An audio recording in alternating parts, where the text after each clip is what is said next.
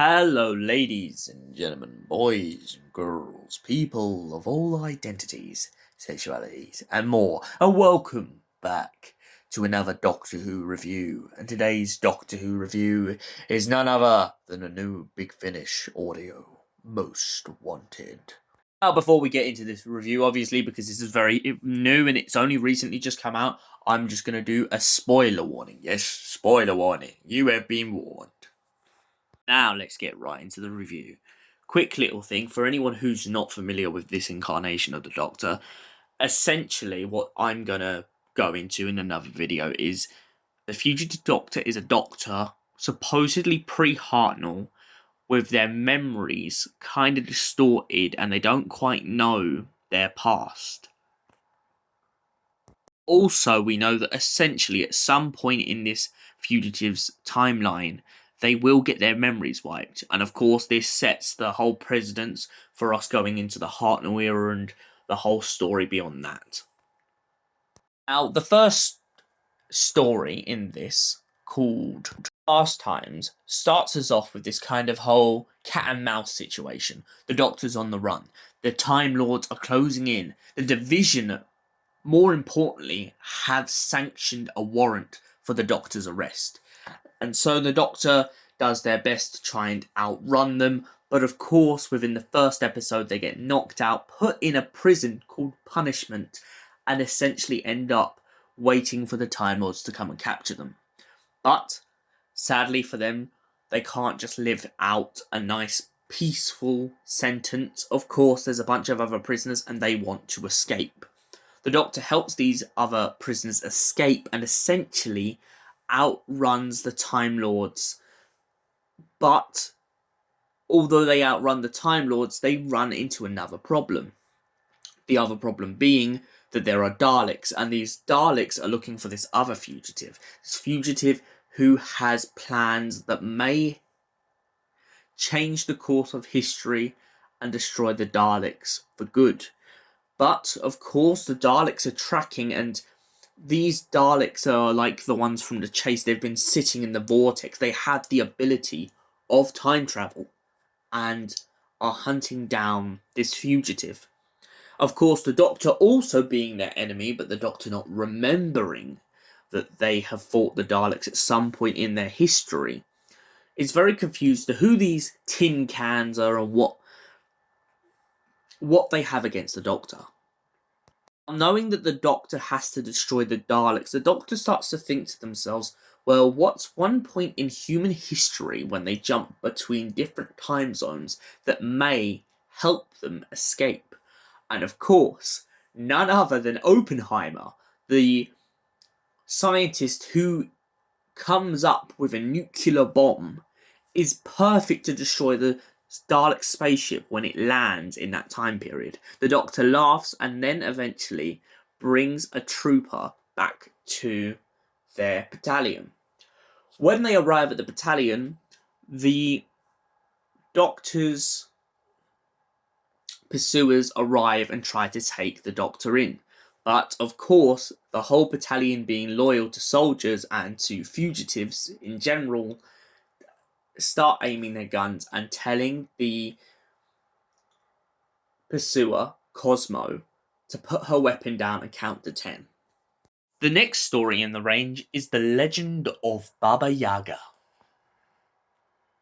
Baba Yaga is an old-fashioned witch tale about a witch who lives in the forest and is supposed to eat people's bones. The Doctor arrives looking for Baba Yaga and hopes that Baba Yaga will be able to help them outwit the Time Lords.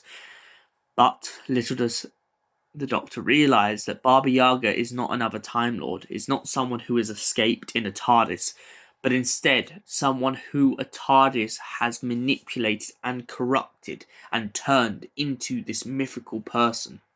The Doctor and this young girl who has been sent out to Baba Yaga's hut because Baba Yaga has cursed the town and the people to not be able to light a fire.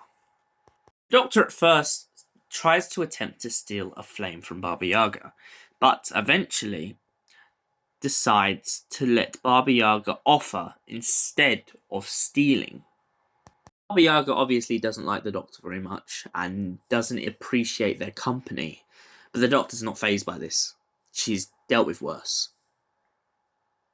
Baba Yaga starts to look into the Doctor's mind and starts to talk about how no one misses them and how they have no species. I really like that Baba Yaga kind of does this because it really brings back this whole timelessness concept of the Doctor being from somewhere else, somewhere beyond Time Lord society itself.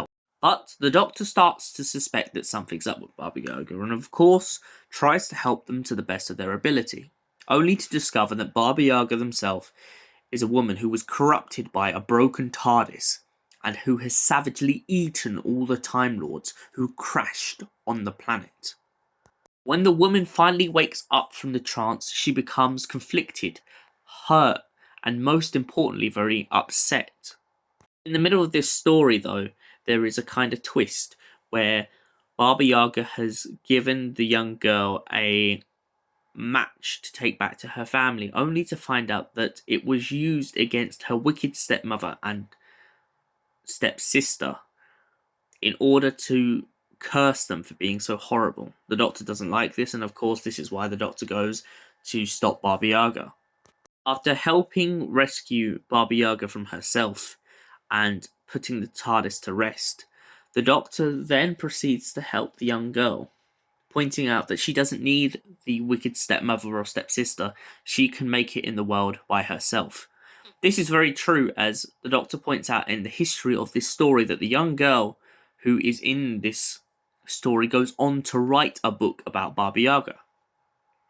Next and final story in this box set is Dimension of Lost Things. Have you ever mislaid your keys? Ever wondered why you can't find your TV remote behind the sofa? Well, never fear, because the Doctor crashes through the vortex, decides to take off the stabilizers, and ends up going to a realm where it's littered with keys and lost things and lost luggage. She finds herself in the company of a young man who was exploring Mount Everest. His friend has gone missing and he can't find him. And most importantly, he feels himself a sense of loss, a sense of being destroyed on the basis that he hasn't gone back and been able to tell people that he climbed the highest peak in the world. The Doctor convinces him to go on, and eventually they meet another character. Delia, half squirrel, half squid. Delia tells the Doctor that they have known them for a very long time and that the Doctor has lived there a whole entire year. Confused by this revelation, the Doctor doesn't quite believe them and so presses on.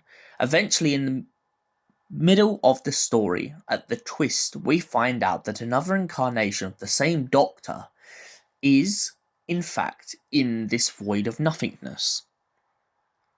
Two Doctors help themselves escape, but little does the current Doctor know that this Doctor works for the Division. It turns out that the Doctor that's been sitting there a year isn't the same Doctor, but in fact a past incarnation of the Doctor who has travelled to this dimension to stop themselves from doing something foolish. The Doctor becomes torn and haunted by visions and images in their head. The whole idea of their whole existence being torn with and played with by people who consider themselves gods. They know their memories are gone, but they don't know how and they don't know when, and especially they don't know how long they have lived. The Doctor tries to get answers out of this other Doctor, but this other Doctor seems to be very evasive, pointing out that everything they're doing is for the greater good. The current Doctor doesn't quite believe them on this, and of course thinks that the Division has cheated by asking a past incarnation of the same incarnation to come forward and try and capture the fugitive. Cosmo and the other Time Lords begin to debate back and forth between this Doctor. The Doctor leaves them to debate everything out and eventually takes the Mountaineerer and Athela back in their TARDIS to escape this dimension. Escaping this event, the Doctor soon realizes that the Mountaineer's death is a fixed event, and as the newspapers see it, they died and were lost on Mount Everest. Athela points out that there is another solution to this. Instead, they could take them back to their home world and live out new adventures. After taking the Mountaineer and Athela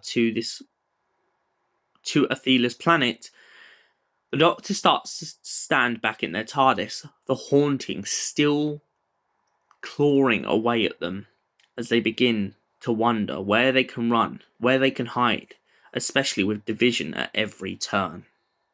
So what did I think of Most Wanted? Well, I think it's a great start to a range and to a box set, and honestly, just to an era for this Fugitive Doctor. We don't know anything about them, we don't know where they come from, we don't know when this whole fugitive incarnation starts. But I do like this grounded idea of that they don't know at this point in time, and from the point in time that we have been led to believe on TV, they have no clue about their past.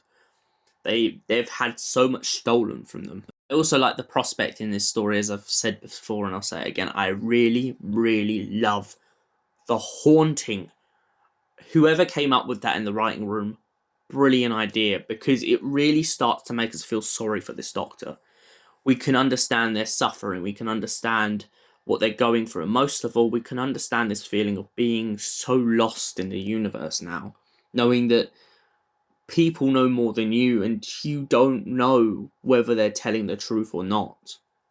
And for that reason, I give Doctor Who Most Wanted a solid, no, not a solid, an absolutely incredible 10 out of 10.